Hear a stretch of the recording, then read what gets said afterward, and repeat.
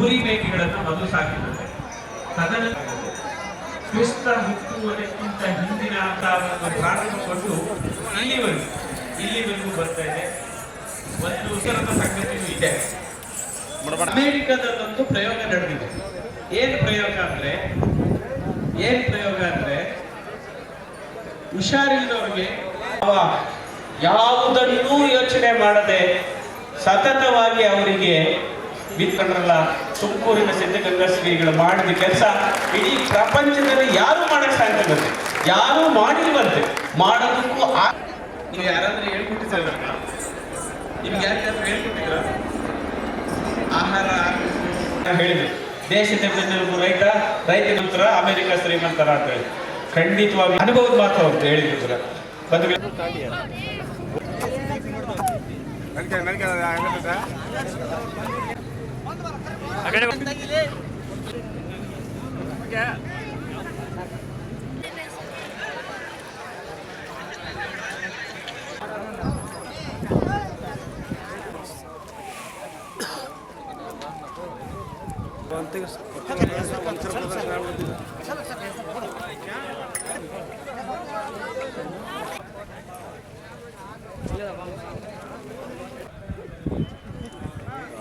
ಶಿವೋತ್ಸವ ಇದು.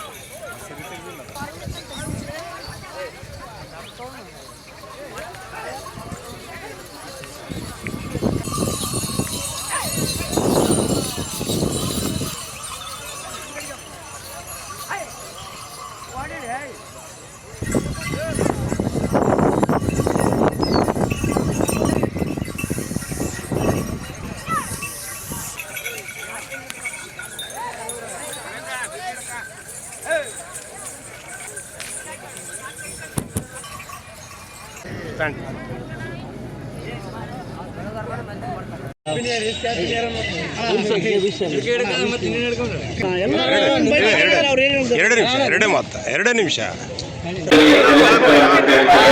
ಆ ಒಂದು ಗೋಮಾತೆಗೆ ಮುಕ್ಕೋಟಿ ದೇವತೆಗಳಿಗೆ ಪೂಜೆ ಸಲ್ಲಿಸುವ ಕಾರ್ಯಕ್ರಮ ನಡೆದಿದೆ.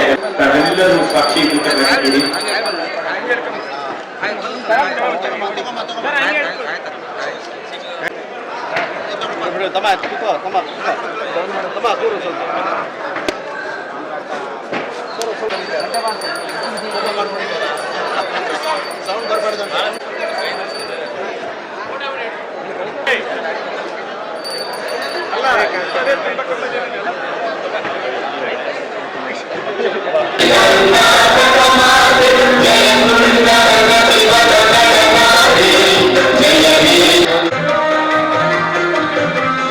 ಉದ್ಘಾಟನೆ ನೆರವೇರಿಸಿಕೊಳ್ತಾ ಇದೆ.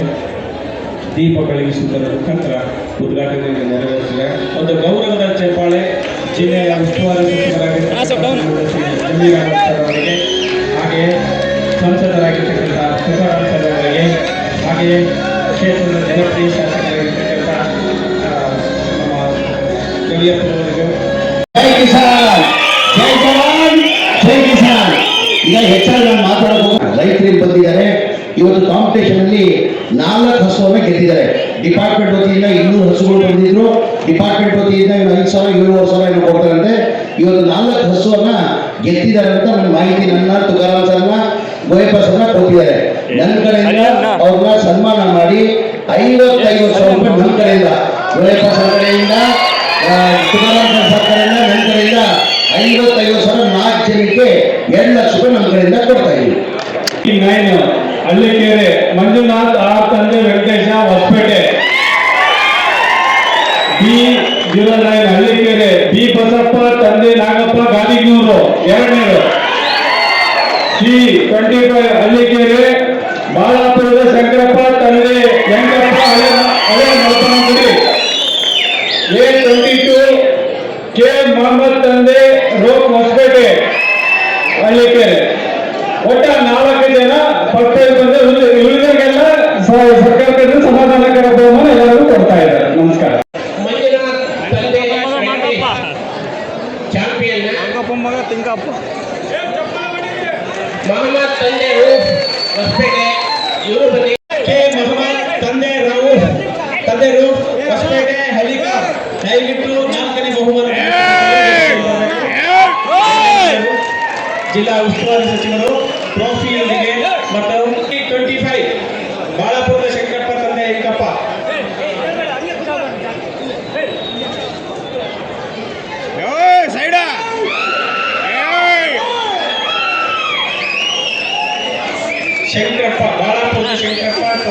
ರೋಸ್ ಹೊಸಪೇಟೆ ಕಳ್ಳಿಕರ್ A22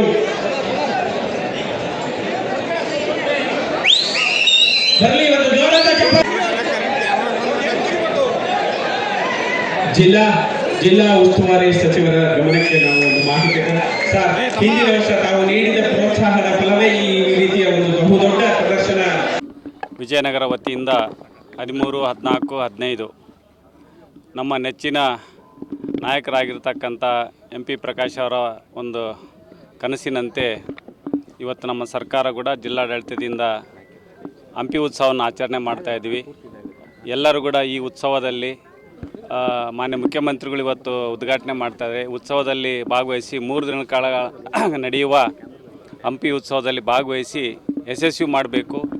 ಈ ಒಂದು ಸಂತೋಷದಲ್ಲಿ ಎಲ್ಲರೂ ಭಾಗಿಯಾಗಬೇಕು ಅಂಥೇಳಿ ಅಖಂಡ ನಮ್ಮ ಬಳ್ಳಾರಿ ಜಿಲ್ಲೆ ಮತ್ತು ನಾಡಿನ ಎಲ್ಲ ಜನರಿಗೂ ಕೂಡ ನಾನು ಮನವಿಯನ್ನು ಮಾಡ್ತಾಯಿದ್ದೀನಿ, ಯಶಸ್ವಿ ಮಾಡ್ರಿ ಅಂತ.